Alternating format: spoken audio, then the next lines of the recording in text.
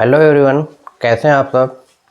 तो आज हम लोग क्लास 10th का साइंस का चैप्टर 1 डिस्कस करेंगे, जो कि क्या है, केमिकल रिएक्शन एंड इक्वेशन। तो साइंस में बेसिकली होता क्या है कि दो प्रकार के चेंज होते हैं। एक होता है फिजिकल चेंज और दूसरा होता है केमिकल चेंज। तो केमिकल चेंज और केमिकल रिएक्शन ये तो पूरा चैप्टर ही है, लेकिन उसके पहले ये भी हम लोग समझ लेते हैं कि आखिर फिजिकल चेंज क्या है। देखिए, फिजिकल चेंज का सीधा सीधा मतलब है कि उसकी फिजिकल प्रॉपर्टी चेंज होती है। ठीक है। अब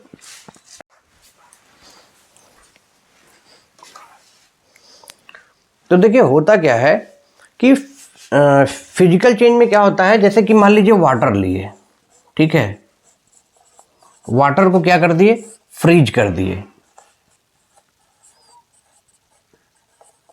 ठीक है, तो क्या बन जाएगा, आइस। और आइस को अगर हम मेल्ट कर दिए तो क्या बन जाएगा,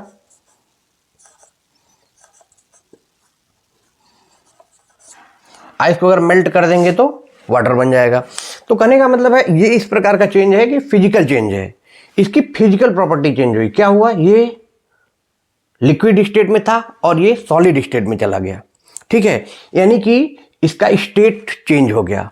ठीक है, अगर हम वाटर को इसी तरीके से हीट कर दें तो वेपर बन जाता है, और वेपर को अगर हम कंडेंस कर दें तो वाटर बन जाता है।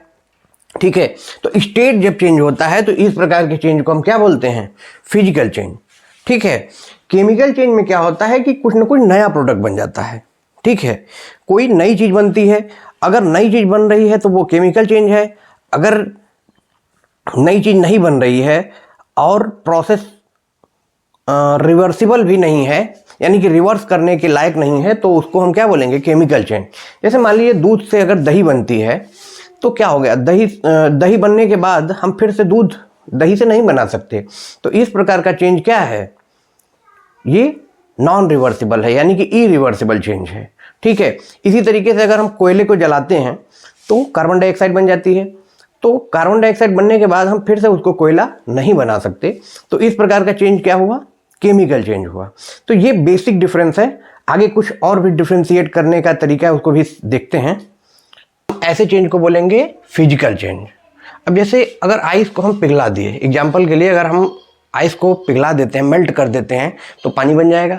ठीक है, तो पानी जब बन गया तो क्या आइस में भी क्या था, मॉलिक्यूल H2O का था, और वाटर में भी H2O ही है। उसी तरीके से अगर हम जैसे चॉपिंग अ कैरेट, अगर गाजर को काट देते हैं तो गाजर के काटने पर क्या होगा, गाजर छोटा छोटा हो जाएगा, यानी कि उसकी साइज में चेंज आ जाएगा, लेकिन गाजर तो गाजर ही रहेगा, यानी कि उसमें कोई नई चीज़ नहीं बनी। ठीक है, तो अगर कोई नई चीज़ नहीं बन रही है तो उसको हम बोलेंगे फिजिकल चेंज। ठीक है, यानी कि उसका मॉलिक्यूल चेंज नहीं हो रहा है। ठीक है, अगर मॉलिक्यूल चेंज हो जाता है, ठीक है, और कोई नई चीज़ बन जाती है तो हम उसको बोलते हैं केमिकल चेंज। ठीक है, जैसे केमिकल चेंज क्या है, the substance composition changes resulting in a new substance with different property. ठीक है, जैसे हम कोई भी ऐसी इक्वेशन, जैसे दूध से दही बन रहा है, ठीक है, डेली लाइफ में हम देख सकते हैं दूध से दही बन रहा है, तो दूध से दही बनने के बाद क्या हुआ, उसमें केमिकल चेंज आ गया। ठीक है, यानी कि वो एक नई चीज़ बन गई। अब क्या हम दही से फिर दूध बना सकते हैं, नहीं बना सकते।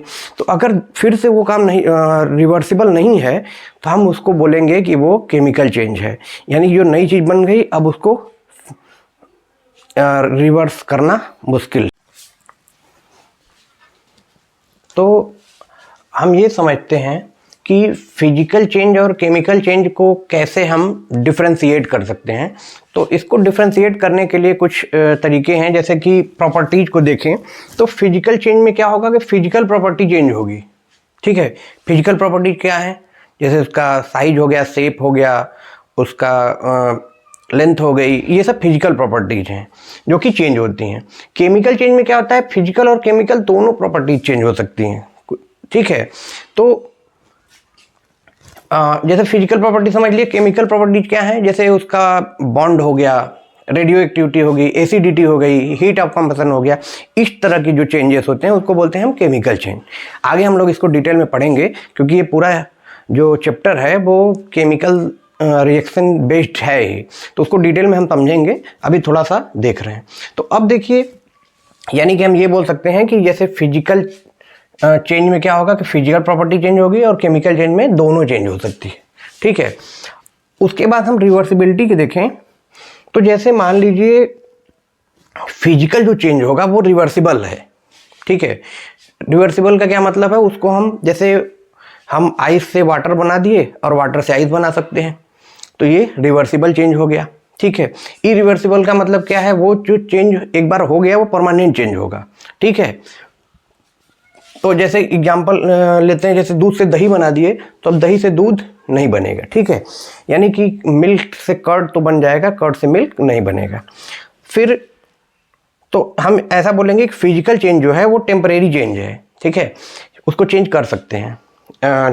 और ये जो है केमिकल चेंज वो परमानेंट चेंज है, एक बार चेंज हो गया। जैसे कोयले को जलाते हैं तो कार्बन डाइऑक्साइड गैस मिल जाती है, ठीक है। तो अब हम उसको कोयले को एक बार जला दिए तो हम फिर से जलाने के बाद जब गैस बन गई तो फिर से हम कोयला नहीं बना सकते, ठीक है। तो ये कैसा चेंज हुआ, इरिवर्सिबल चेंज हुआ, ठीक है। अब एग्जाम्पल देख लेते हैं। जैसे एग्जाम्पल के लिए क्या है कि मेल्टिंग ऑफ आइस, ठीक है, बॉइलिंग वाटर, ठीक है। बॉयल करेंगे वाटर को तो क्या होगा, वेपर बन जाएगा, तो वो H2O मॉलिक्यूल ही रहता है, ठीक है। केमिकल चेंज क्या है, जैसे एग्जांपल रस्टिंग ऑफ आयरन, ठीक है। आप लोग डेली लाइफ में देख सकते हैं जैसे कि क्या होता है, लोहे पर जंग लग जाती है, ठीक है। तो जंग लग जाती है तो लोहा खराब हो जाता है। अब वो जंग एक बार लग गई, लोहा खराब हो गया तो उसको फिर हटा के निकालना पड़ता है, ठीक है। तो वो परमानेंट चेंज हो गया। उसी तरीके से टर्निंग मिल्क टू कर्ड, यानी कि दूध से दही का बनना। कुकिंग फूड, खाना बनाना, अगर खाना बन गया तो फिर उसको हम फिर से पहले वाली स्टेज में नहीं ला सकते हैं, ठीक है। और digestion of food, digestion of food भी एक प्रकार का क्या है, केमिकल चेंज है, ठीक है। तो ये हमारा था ओवरव्यू था, जो कि मतलब हम लोग देख रहे थे कि चैप्टर में क्या हम लोगों को पढ़ना है। तो उसके पहले हमने थोड़ा सा इसका इंट्रोडक्शन लिया कि आखिर चेंजेस होते हैं तो केमिकल रिएक्शन और इक्वेशन तो पढ़ना है, तो हम फिजिकल रिएक्शन क्या होती है, यानी फिजिकल चेंज क्या होता है, ठीक है। तो फिजिकल चेंज, देखिए फिजिकल चेंज में कोई रिएक्शन नहीं बनती है, क्योंकि फिजिकल चेंज हम देख सकते हैं और उसमें कोई नई चीज़ नहीं बनती है, वो पुराना ही चीज़ होता है, ठीक है। तो इस तरीके से अच्छा आप लोग बताइएगा कि क्या अगर जैसे कोई पपीता है या कोई भी फल है, वो उसका पकना किस प्रकार का चेंज है, क्या आपको समझ में आता है कि ये फिजिकल चेंज है या केमिकल चेंज है? सोचिएगा और कमेंट बॉक्स में आंसर जरूर करिएगा। फिर हम अब चैप्टर को शुरू करने जा रहे हैं, तो आइए शुरू करते हैं।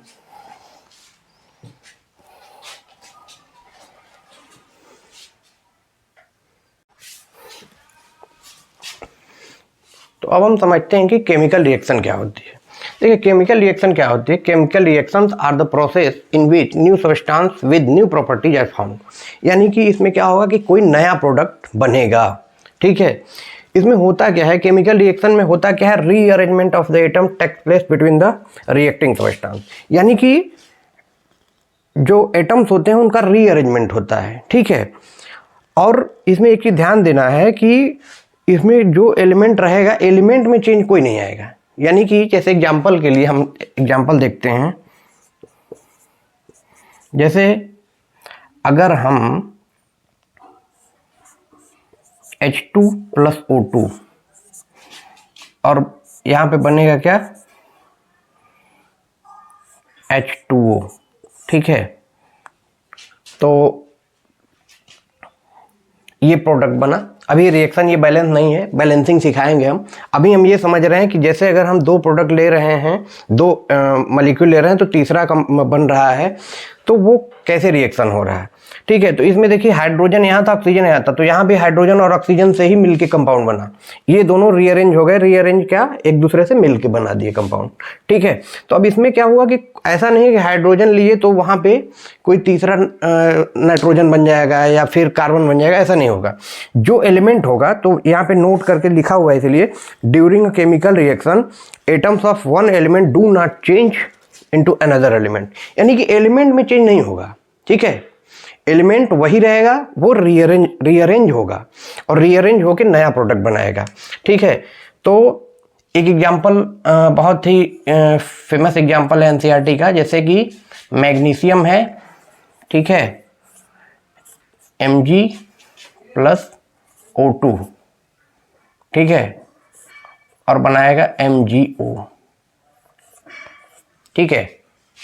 तो ये बहुत ही फेमस एग्जांपल है।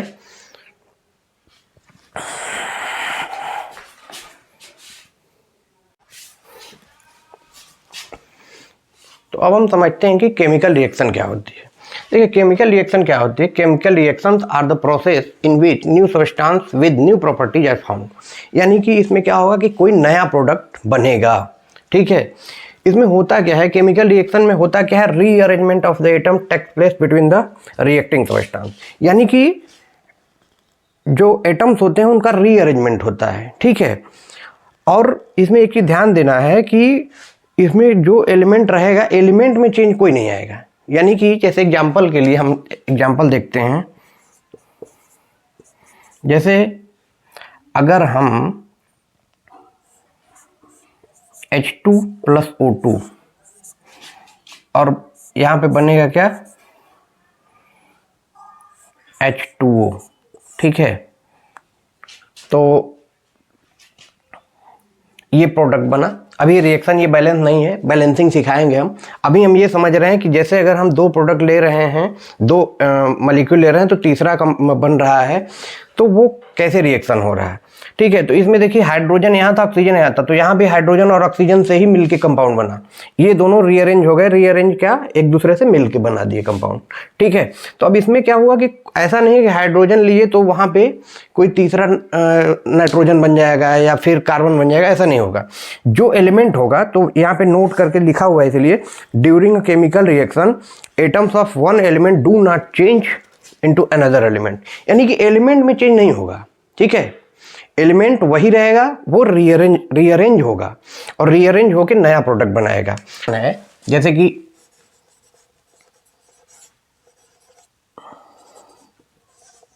मैग्नीशियम प्लस ऑक्सीजन, तो इससे क्या बनता है, मैग्नीशियम ऑक्साइड।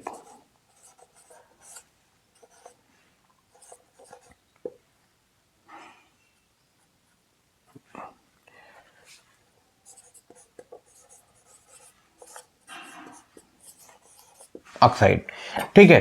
तो अब देखिए मैग्नीशियम और ऑक्सीजन की रिएक्शन हुई तो मैग्नीशियम ऑक्साइड बना, ठीक है। तो देखिए होता क्या है कि मैग्नीशियम यहाँ पे एज रिबन लेते हैं। इसका एक एक्सपेरिमेंट है जो कि किया जाता है, अभी बताते हैं उसको। ये फ्रॉम एयर, तो ये बन गया मैग्नीशियम ऑक्साइड का वाइट पाउडर।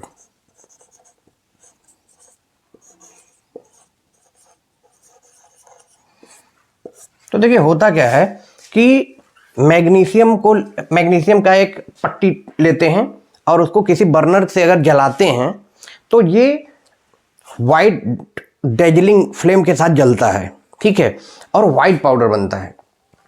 जब जलाते हैं तो एयर से ये ऑक्सीजन ले लेता है।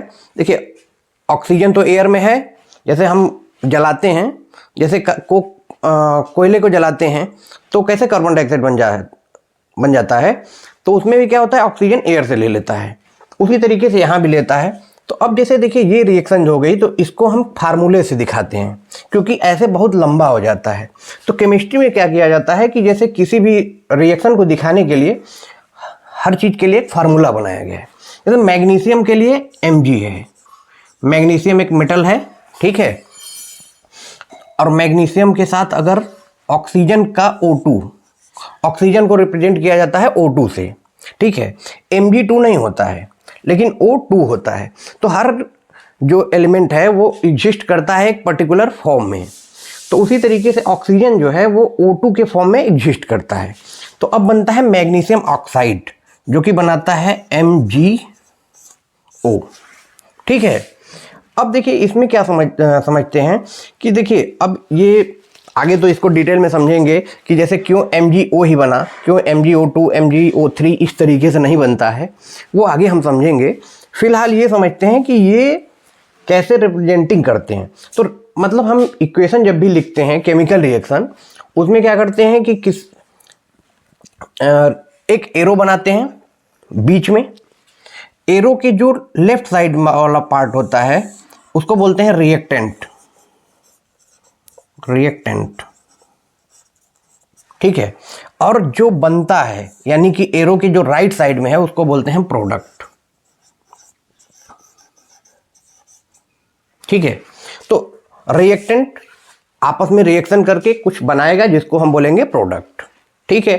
तो अब जैसे कोई भी पर्टिकुलर कोई भी एलिमेंट है उसको रिप्रेजेंट करने के लिए एक तरीका है। जैसे Mg है तो Mg2 नहीं होता है, ठीक है। ये सब चीज़ें आगे समझेंगे। फिलहाल ये देखते हैं कि केमिकल रिएक्शन को कैसे रिप्रेजेंट करते हैं, ठीक है। अब देखिए यहाँ पे Mg है, यहाँ पे O2 है, बना MgO, ठीक है। तो देखिए रिएक्शन ये बैलेंस नहीं है, बैलेंसिंग भी सीखेंगे। अभी फिलहाल ये समझिए कि रिएक्शन को लिखने का तरीका क्या है, कि रिएक्शन के लिए एक एरो का यूज करते हैं और ये एरो दिखाता है कि इधर से कुछ रिएक्ट करके इधर प्रोडक्ट बन रहा है। तो ये Mg हो गया, ये O2 हो गया और बन गया MgO, ठीक है। अब देखिए इसमें क्या करते हैं कि अगर रिएक्शन को बैलेंस करना हो तो देखिए रिएक्शन को बैलेंस करने के लिए यहाँ पे O का 2 मॉलिक्यूल है, ठीक है, यहाँ पे O एक ही है, ठीक है। तो हम ऐसा कर देते हैं कि यहाँ पे अगर हम 2 से मल्टीप्लाई कर दें, ठीक है, और यहाँ भी 2 मल्टीप्लाई कर दें तो रिएक्शन बैलेंस हो गया, ठीक है। बैलेंसिंग ऑफ रिएक्शन आगे सीखेंगे, फिलहाल इसको आप लोग नोट कर लीजिए।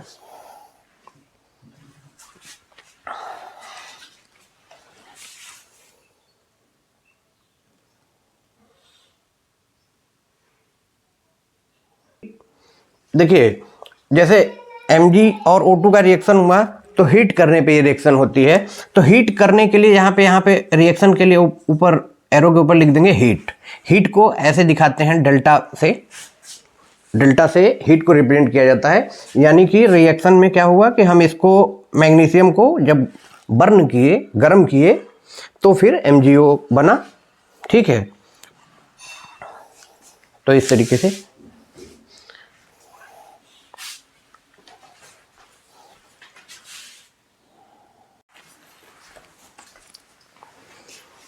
ये कुछ केमिकल रिएक्शन के एग्जाम्पल हैं जो डेली लाइफ में हम देखते रहते हैं। Formation of curd, cooking of food, storing of milk, process of respiration और रस्टिंग ऑफ आयरन। तो ये आप ध्यान में रखिएगा क्योंकि एग्जाम में पूछा जाता है। बाकी अब हम देखते हैं कि केमिकल रिएक्शन की जो क्या कुछ प्रॉपर्टीज होती हैं। तो अगला टॉपिक वही है, आइए देखते हैं।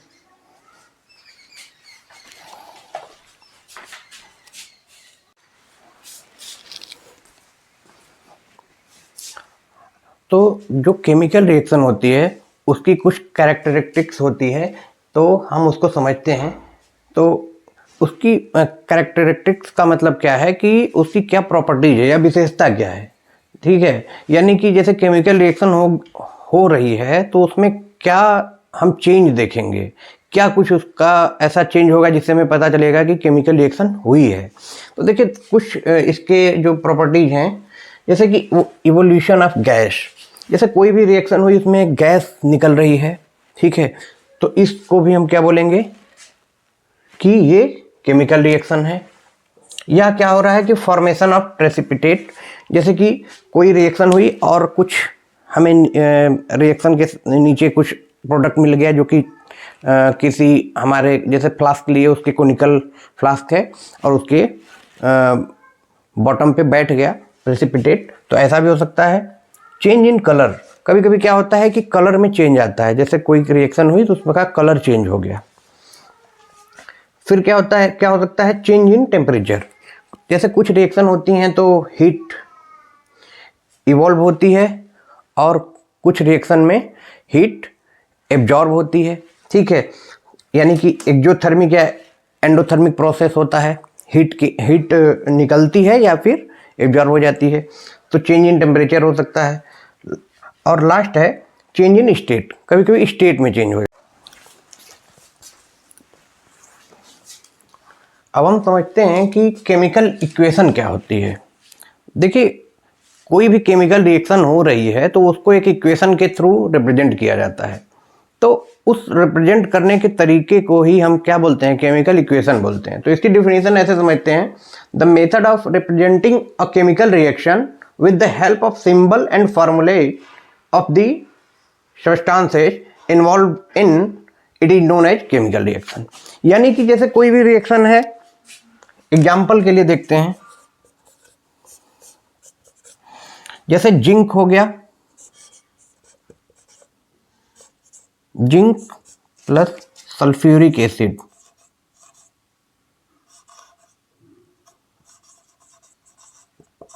सल्फ्यूरिक एसिड, और ये रिएक्ट करने के बाद क्या बनाता है, जिंक सल्फेट,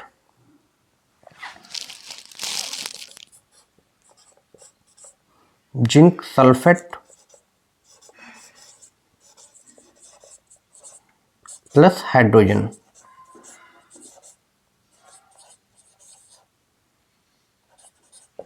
तो अब देखिए, ये रिएक्शन हो गई, ठीक है, जिंक सल्फ्यूरिक एसिड से रिएक्शन किया और जिंक सल्फेट बनाया और हाइड्रोजन बनाया। तो अब देखिए क्या होगा कि इसको हम रिप्रेजेंट करने के लिए कुछ सिंबल का यूज करते हैं, कुछ फार्मूले होते हैं। जैसे जिंक जो है, जिंक को रिप्रेजेंट करने का एक तरीका है। जिंक को कैसे रिप्रेजेंट करते हैं, Zn से, ठीक है। तो ये जिंक का फार्मूला हो गया Zn प्लस, और जैसे जितने भी रिएक्टेंट में प्रोडक्ट हैं सबको प्लस करके लिखते हैं। जैसे एक कोई भी रिएक्टेंट का पार्ट हो गया तो अगला पार्ट जब लिखेंगे, जैसे सल्फ्यूरिक एसिड है तो इसको प्लस लगा के लिखते हैं। तो प्लस लगाएंगे सल्फ्यूरिक एसिड, इसका फार्मूला होता है H2SO4, ठीक है, H2SO4। अब हाइड्रोजन है, इसमें सल्फर है और ऑक्सीजन है, ठीक है। और एक चीज़ ध्यान रखना है, जैसे यहाँ Z कैपिटल है और N स्मॉल है, क्योंकि Zn जो है जिंक का ही सिंबल है। तो एक ही जैसे कोई भी मॉलिक्यूल है या फिर कोई भी एटम है, उसको रिप्रेजेंट करने के लिए क्या होता है कि अगर हम पहला लेटर बड़ा लिखते हैं और दूसरा छोटा लिखते हैं। यहाँ पे जैसे हाइड्रोजन है तो हाइड्रोजन के लिए H लिखा गया है, सल्फर के लिए S कैपिटल और ऑक्सीजन के लिए O कैपिटल, ये O कैपिटल है, ठीक है। तो ये तरीका होता है कि पहला लेटर बड़ा, अगर उसका रिप्रेजेंट करने का दूसरा भी लेटर है तो उसको छोटे से लिखते हैं, सेम एलिमेंट के लिए। और फिर क्या करते हैं, ये एरो ये दिखाता है कि ये रिएक्शन हुई है, ठीक है। तो यहाँ पे क्या बनेगा, जिंक सल्फेट, उसका फार्मूला होगा ZnSO4। अब Zn ये जिंक के लिए हो गया, सल्फर S सल्फर के लिए और ऑक्सीजन O4 ऑक्सीजन के लिए। तो ये पूरा फार्मूला होता है जिंक सल्फेट का, ठीक है। और प्लस हाइड्रोजन, तो हाइड्रोजन के लिए लिखते हैं H2, ये हाइड्रोजन के लिए फार्मूला हो गया। अब देखिए, जो एरो के लेफ्ट साइड में है इसको बोलते हैं रिएक्टेंट,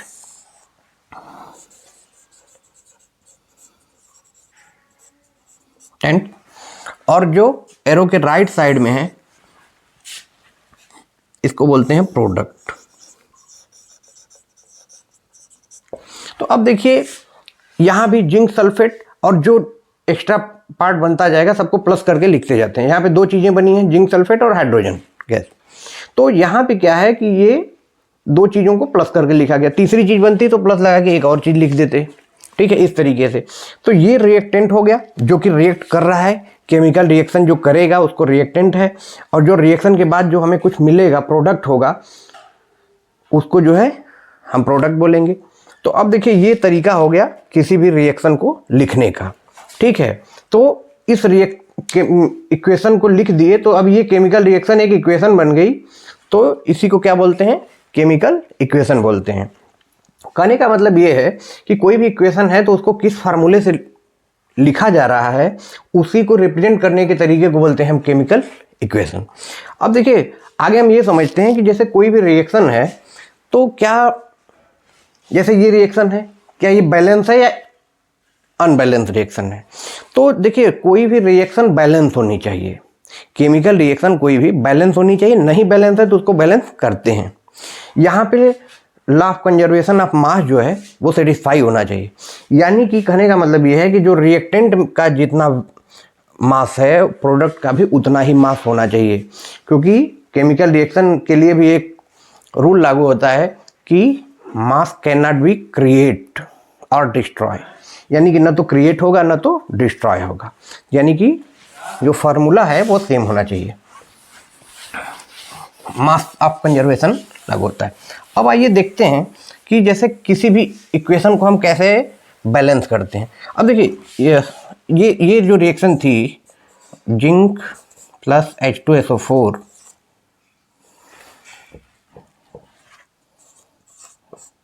और ये बना क्या, जिंक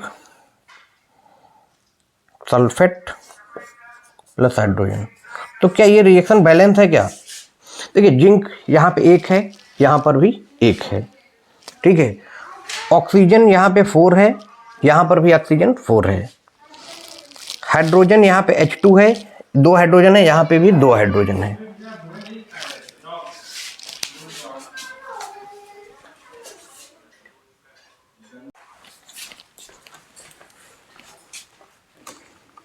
कोई भी केमिकल इक्वेशन जो लिखी जाती है वो बैलेंस होनी चाहिए।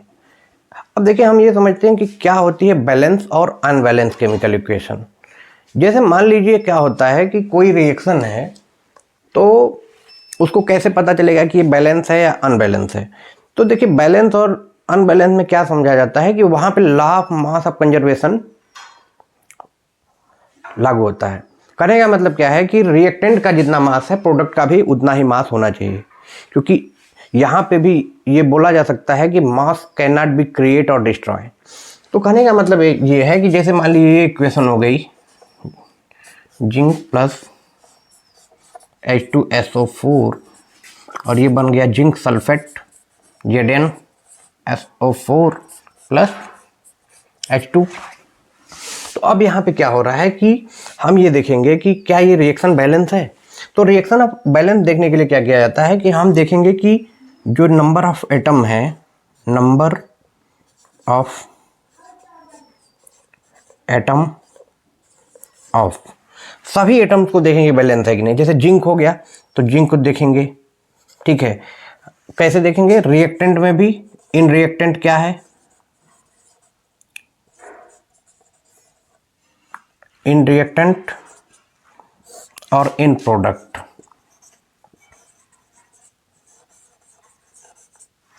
तो दोनों में देखेंगे कि क्या है। तो देखिए रिएक्टेंट में जिंक का एक मॉलिक्यूल है, एक एटम है, यहाँ पे भी एक है, यानी कि यहाँ पे भी 1 है, यहाँ पे भी 1 है। इसी तरीके से number of atom of hydrogen का देखते हैं। हाइड्रोजन भी यहाँ पे 2 है और यहाँ भी 2 है, तो ये भी बैलेंस है। इसी तरीके से सल्फर देखते हैं, यहाँ पे 1 है, यहाँ पे भी 1 है, तो ये भी 1 और ऑक्सीजन यहाँ पे 4 है और यहाँ पर भी 4 है, तो यानी कि सभी बैलेंस है। तो अगर सभी जितना लेफ्ट हैंड साइड में है उतना राइट हैंड साइड में है तो यानी कि रिएक्शन बैलेंस है। तो रिएक्शन बैलेंस हम बोलेंगे कि ये बैलेंस केमिकल इक्वेशन है। तो यहाँ पे law of mass of conservation follow हो रहा है। अब जैसे एक और एग्जांपल देखते हैं कि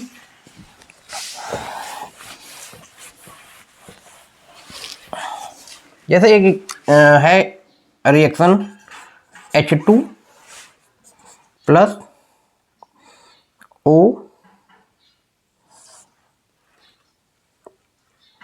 O2 प्लस H2O। तो अब देखिए यहाँ पे हाइड्रोजन का 2 एटम है, यहाँ पे हाइड्रोजन का 2 एटम है, यहाँ पे ऑक्सीजन का 2 एटम है, यहाँ पे ऑक्सीजन का 1 ही एटम है। तो ये रिएक्शन अनबैलेंस है, ठीक है। तो क्या हम ऐसे लिख दें H2 प्लस O और बन गया H2O? क्या ऐसा लिखा जा सकता है? नहीं लिखा जा सकता। क्यों? क्योंकि ऑक्सीजन जो है जो एग्जिस्ट करता है वो O2 मॉलिक्यूल के ही फॉर्म में एग्जिस्ट करता है। हम कभी भी ऑक्सीजन को ऐसे नहीं लिख सकते, जैसे जिंक को हमने ऐसे लिख दिया है, हम ऑक्सीजन को ऐसे नहीं लिख सकते। तो यानी कि ये रिएक्शन क्या है, गलत है, ये कभी ऐसे नहीं लिखा जा सकता है। ऐसा नहीं है कि हम मास ऑफ कंजर्वेशन को फॉलो करने के लिए ये रिएक्शन लिख देंगे, ऐसा नहीं कर सकते। जो कंजर्वेशन ऑफ मास है वो फॉलो करने के लिए हम रिएक्शन के मॉलिक्यूल के साथ छेड़छाड़ नहीं करेंगे, हम रिएक्शन को बैलेंस करेंगे। तो रिएक्शन को कैसे बैलेंस करते हैं आइए देखते हैं। तो ये ध्यान रखिएगा कि इस तरीके से नहीं लिखा जा सकता है, क्योंकि ये लिखने का तरीका गलत हो गया, क्योंकि ऑक्सीजन O2 के फॉर्म में ही एग्जिस्ट करता है। तो अब देखिए यहाँ पे क्या करते हैं कि हम ऑक्सीजन, यहाँ पे क्या है, एक है, यहाँ पे दो है, तो यहाँ पे दो बनाते हैं, तो यहाँ 2 का मल्टीप्लाई कर देंगे। तो ये क्या हो गया, 2 का मल्टीप्लाई करने पे ऑक्सीजन 2 हो गया, ये इसका इसमें मल्टीप्लाई होता है और ये 2 2 जा 4 हो गया, यानी कि हाइड्रोजन अब 4 हो गया, ऑक्सीजन 2 हो गया। यहाँ पे कुछ नहीं होता, यहाँ पे 1 समझिए, यहाँ पे क्या है, 1 है, ठीक है, 1 को लिखा नहीं जाता है, तो 2 1 जा 2, यानी कि अब ये 2 ऑक्सीजन का हो गया। तो यहाँ पे 4 हो गया, तो यहाँ पे भी 4 करते हैं, तो ये 2 का मल्टीप्लाई कर दिए, तो ये 2H2 प्लस O2 और बन गया H2O। ये पानी का फार्मूला है, वाटर का। तो कहने का मतलब ये जो है रिएक्शन अब बैलेंस हो गई है, ठीक है। इसके पहले क्या थी, अनबैलेंस थी। तो बैलेंसिंग ऑफ केमिकल रिएक्शन का मतलब क्या है कि हम रिएक्टेंट में जितने भी एटम हैं, जिस भी एलिमेंट के, उतने ही प्रोडक्ट में भी होने चाहिए, ठीक है। तो और भी कुछ एग्जांपल देखते हैं बैलेंसिंग ऑफ केमिकल रिएक्शन का, फिलहाल इसको नोट कर लीजिए।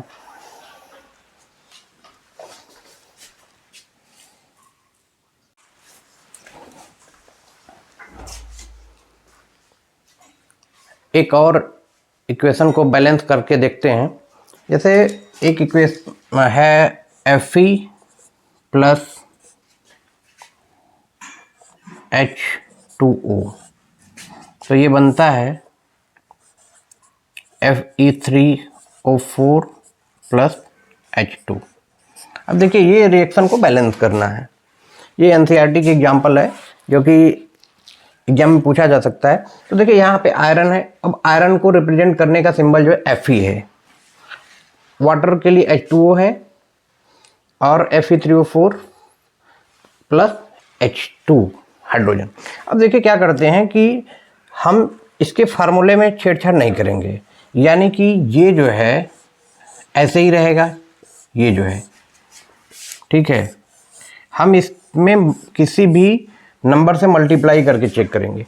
तो तरीका क्या होता है कि पहले जो सबसे बड़ा है उसको बैलेंस करते हैं। तो यहाँ पे Fe3O4 को बैलेंस करते हैं। तो देखिए Fe3 में यहाँ पे आयरन के जो है 3 एटम है, तो यहाँ पे हम क्या करते हैं, 3 का मल्टीप्लाई कर देते हैं। ऑक्सीजन यहाँ पे 4 है, यहाँ पे ऑक्सीजन 1 है, हम क्या करते हैं कि 4 से यहाँ पे मल्टीप्लाई कर देते हैं, ठीक है। अब कई स्टेप में हम नहीं कर रहे हैं, हम एक ही स्टेप में आपको दिखा रहे हैं। इसको स्टेप वाइज एक बार आयरन को बैलेंस करके फिर ऑक्सीजन को भी कर सकते हैं, लेकिन यहाँ पे हम एक ही स्टेप में दिखा रहे हैं आपको। अब देखिए यहाँ पे 4H2 है, तो 4 2 जा 8, यानी कि हाइड्रोजन के यहाँ पे 8 एटम हो गए, ठीक है। तो अगर रिएक्टेंट में 8 है तो प्रोडक्ट में भी 8 होना चाहिए, तो यहाँ पे 4 से मल्टीप्लाई कर देंगे। तो अब ये रिएक्शन क्या हो गई, बैलेंस हो गई, ठीक है। इस रिएक्शन को थोड़ा और इंफॉर्मेटिव बनाने के लिए हम क्या कर सकते हैं, देखिए इसको हम ऐसे लिख सकते हैं 3Fe, इसकी फिजिकल स्टेट भी लिख सकते हैं। जैसे आयरन है, इसको सॉलिड को S से लिखते हैं, और H2O यहाँ पे गैसियस फॉर्म में है, तो 4H2O और ये गैस, और यहाँ पे ये Fe3O4 ये सॉलिड है, प्लस H2 ये गैस है, ठीक है। तो अब देखिए तरीका क्या होता है कि स्टेट लिखने के लिए ऐसे इसके थोड़ा सा नीचे जैसे सिंबल बना देते हैं S का मतलब सॉलिड हो गया, G का मतलब गैस है, और अगर लिक्विड होता तो हम L लिखते हैं, ऐसे L लिख देते, ठीक है। और कोई भी सॉल्यूशन अगर वाटर में बनता है तो हम उसको एक्वस लिखते हैं, AQ ऐसे लिख देते हैं, ठीक है, एक्वस सॉल्यूशन उसको बोलते हैं। तो ये तरीका होता है। अब ये रिएक्शन क्या होगी, बैलेंस हो गई। और इसका हम फिजिकल स्टेट भी लिख दिए हैं। ठीक है, तो बैलेंस करने का तरीका आपको समझ में आ गया होगा। देखिए आयरन को बैलेंस करना है तो यहाँ पे काउंट करेंगे, जहाँ पे ज़्यादा है सबसे बड़े वाले को हमने पकड़ा और यहाँ पे 3 से था तो यहाँ पे 3 से मल्टीप्लाई कर दिया। फिर हमने ऑक्सीजन को यहाँ पे देखा 4 है, यहाँ पे ऑक्सीजन 1 है तो 4 से मल्टीप्लाई कर दिया। और फिर यहाँ पे हाइड्रोजन है 4H2 है तो 4 2 जा 8 यानी कि 8 जो है हाइड्रोजन है, तो यहाँ पे भी 4H2 इस तरीके से। तो ये रिएक्शन क्या हो गई हमारी, बैलेंस हो गई है। तो ये तरीका होता है बैलेंसिंग करने का। ठीक है, अब देखिए इसमें क्या होता है कि कुछ रिएक्शन ऐसी होती है कि जैसे किसी में हीट क्या होती है, एब्जॉर्ब होती है और किसी में इवॉल्व होती है। जैसे एंडोथर्मिक और एक्सोथर्मिक रिएक्शन होती है।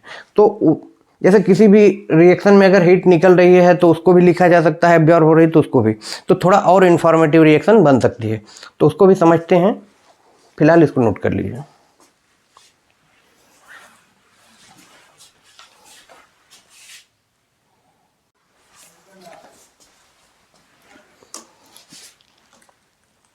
देखिए कोई भी इक्वेशन जो है उसको ज़्यादा इन्फॉर्मेटिव कैसे बनाते हैं, तो उसके लिए 3 तरीका है। उसका फिजिकल स्टेट हम दिखा दें, हीट चेंज दिखा दें और किस कंडीशन में रिएक्शन हो रही है इसका दिखा दें। जैसे अब फिजिकल स्टेट दिखाने के लिए अभी हमने देखा जैसे सॉलिड लिक्विड गैस दिखा रहे थे। एक और एग्जांपल देख लेते हैं। जैसे मान लीजिए अगर ये जो रिएक्शन हम पीछे देख रहे थे, जिंक प्लस H2SO4 और ये बना क्या, जिंक सल्फेट प्लस H2।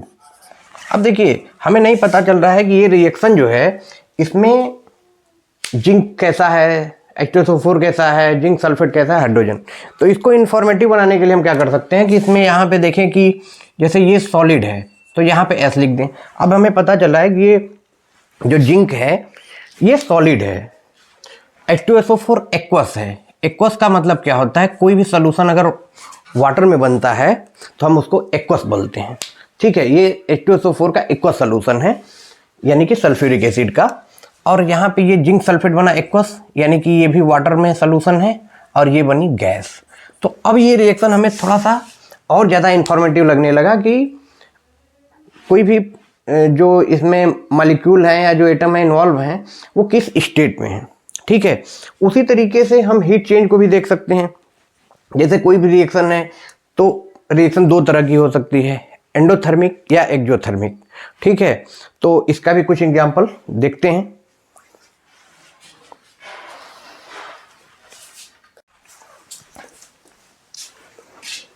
तो किसी रिएक्शन में अगर हीट एब्जॉर्ब हो रही है तो हम उसको बोलते हैं एंडोथर्मिक रिएक्शन। ठीक है, तो अब देखिए इसमें हीट, अब देखिए हीट निकल रही है तो इसको प्रोडक्ट के साइड में प्लस लगा के लिख देते हैं। ठीक है, एक और जैसे रेस्पिरेशन जो होता है उसमें भी क्या होती है, एनर्जी निकलती है। यानी कि जैसे रेस्पिरेशन का क्या इक्वेशन होती है, जैसे C6H12O6। ठीक है, ये एक्वस स्टेट में आ गया। ठीक है, अब हम ऑक्सीजन लेते हैं O2 गैस। ठीक है, तो रिएक्शन हुई तो क्या बना, CO2 गैस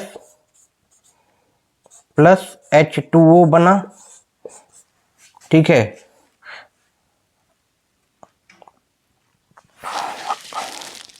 लिक्विड और प्लस क्या बना, एनर्जी।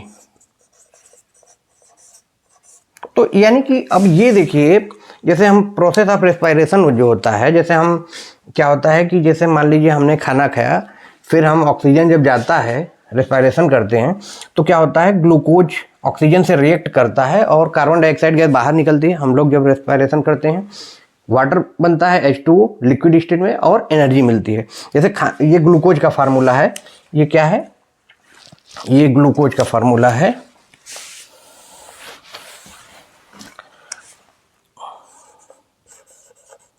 ये ग्लूकोज है। ठीक है, तो ग्लूकोज है, हम खाते हैं, जैसे कोई भी हम लोग चीज़ खाए तो एनर्जी हमें कहाँ से मिलती है, वो इस रिएक्शन के कारण, प्रोसेस ऑफ रेस्पिरेशन के कारण हमें एनर्जी मिलती है। ठीक है। तो ये हमने देखा, ये जो प्रोसेस है, हीट यहाँ निकला और एनर्जी यहाँ निकला, ये दोनों रिएक्शन क्या हुई? एक्सोथर्मिक। ये एक्सोथर्मिक रिएक्शन हुई, ठीक है। क्यों? क्योंकि इसमें हीट क्या हुई? इवॉल्व हुई, हीट एनर्जी हमें प्राप्त हुई, ठीक है। अब हम एग्जाम्पल देखते हैं एंडोथर्मिक का। फिलहाल नोट करिए इसको।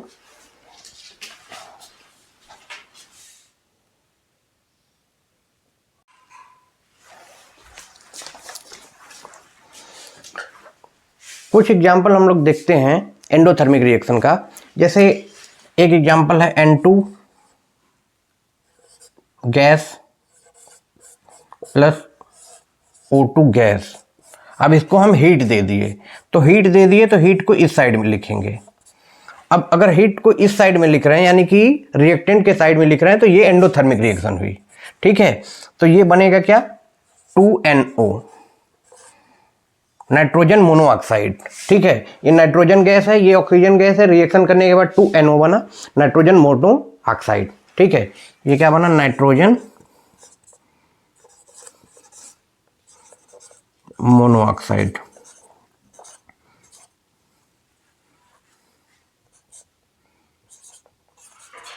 अच्छा, एक चीज देखिए कि ये मोनो क्यों बोला जा रहा है? क्योंकि मोनो एटॉमिक होती है तो मोनो बोलते हैं, ठीक है। जो डाई एटॉमिक होती है, देखिए मोनो, डाई, ट्राई, ये सब चीजें आगे पढ़ेंगे आप लोग। तो मतलब क्या है कि कहने का मतलब है, ये जो रिएक्शन हुई इसमें हीट क्या हुई? एब्जॉर्ब हुई, ठीक है। तो एब्जॉर्ब हो रही है तो हम बोलेंगे इसको क्या? Endothermic reaction.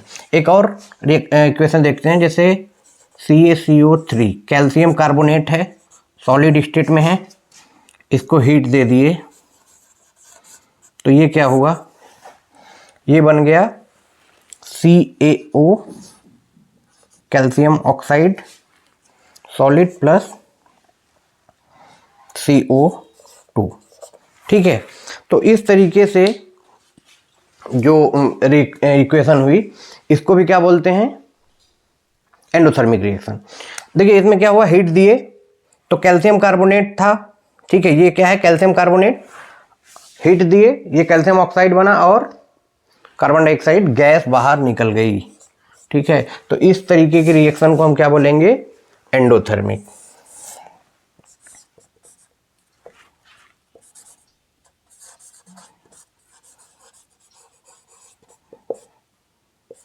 तो दो ही तरीके की रिएक्शन होती हैं, एक्सोथर्मिक या एंडोथर्मिक, ठीक है।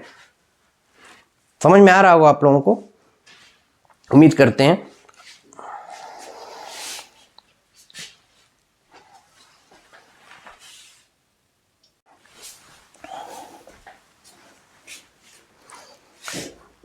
किसी भी इक्वेशन को ज़्यादा इंफॉर्मेटिव बनाने के लिए तीसरी चीज़ क्या थी? कंडीशन, ठीक है। उसको भी समझ लेते हैं, कंडीशन का क्या मतलब है। जैसे एक एग्जांपल लेते हैं, जैसे जो फोटोसिंथेसिस होता है, ठीक है। फोटोसिंथेसिस, जैसे पौधे अपना खाना कैसे बनाते हैं, तो उसमें क्या होता है कि जैसे मान लीजिए कार्बन डाइऑक्साइड, ठीक है, प्लस H2O, यानी कि कार्बन डाइऑक्साइड पौधे लेते हैं और H2O लेते हैं, ठीक है। और क्या बनाते हैं? ग्लूकोज, C6H12O6, और प्लस क्या बनाएंगे? ऑक्सीजन, O2 गैस, ठीक है। तो अब देखिए ये क्या होता है? H2O लिक्विड हो गया, कार्बन डाइऑक्साइड गैस हो गई, ठीक है। और ये क्या हो गया? ये एक्वस हो गया, का सोल्यूशन हो गया, और ऑक्सीजन गैस हो गई। अब देखिए रिएक्शन को बैलेंस करते हैं। यहाँ पे 6 कार्बन है, यहाँ पे 6 है, तो यहाँ पे 6 कर देते हैं, तो ये कार्बन बैलेंस हो गया। यहाँ पे ऑक्सीजन 6 है, यहाँ पे एक ही है, तो यहाँ पे 6 कर देते हैं, तो ये रिएक्शन बैलेंस हो गई, ठीक है, ठीक है। और देखिए हाइड्रोजन को बैलेंस, यहाँ 12 है तो यहाँ पे 12 भी बैलेंस हो गया। अब क्या करते हैं, लेकिन देखिए यहाँ पे 6 ऑक्सीजन और यहाँ पे 6 दूना 12 ऑक्सीजन, तो 12 यहाँ पे है, तो यहाँ पे अगर हम 12 से 6 से मल्टीप्लाई कर दें तो यहाँ पे भी 12 हो गया, यानी कि रिएक्शन बैलेंस हो गई। अब देखिए ये क्या है, इसके लिए कंडीशन, जैसे ये रिएक्शन जो हो रही है, कार्बन डाइऑक्साइड और H2O रिएक्शन हो रही है, तो इसमें क्या हो रहा है, तो इसमें रिएक्शन के लिए कंडीशन होती है, पहली तो सनलाइट होनी चाहिए, सनलाइट, यानी कि सनलाइट नहीं होगी तो ये रिएक्शन नहीं होगी। दूसरी क्या है, क्लोरोफिल,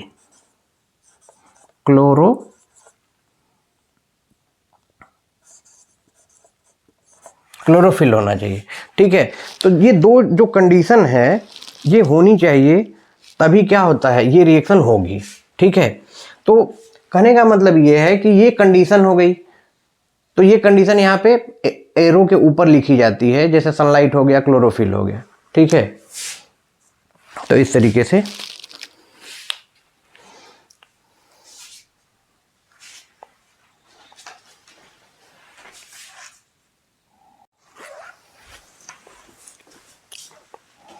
तो हमने तीनों चीजें सीख ली। इंफॉर्मेटिव बनाने के लिए क्या क्या, पहला उसका फिजिकल स्टेट दिखाना, ठीक है। दूसरा उस रिएक्शन की हीट चेंज को दिखाना, यानी कि वो रिएक्शन एंडोथर्मिक है या एक्सोथर्मिक है। तीसरा क्या है, कंडीशन, कंडीशन के लिए यहाँ पे एरो पर जो भी कंडीशन होती है उसको लिख दिया जाता है, ठीक है। ये तीन चीज़ें हैं जो कि इक्वेशन को मोर इन्फॉर्मेटिव बनाती हैं। जैसे हम मान लीजिए ये इक्वेशन लिख देते हैं और ये नहीं लिखते हैं, जैसे ये रिएक्शन तो हो ही रही है, तो ये नहीं अगर कंडीशन लिखते हैं तो समझ में नहीं आएगा कि ये रिएक्शन आखिर किस कंडीशन में हुई है, ठीक है। तो उसको ज़्यादा इन्फॉर्मेटिव बनाने के लिए इस तरीके से लिखा जाता है।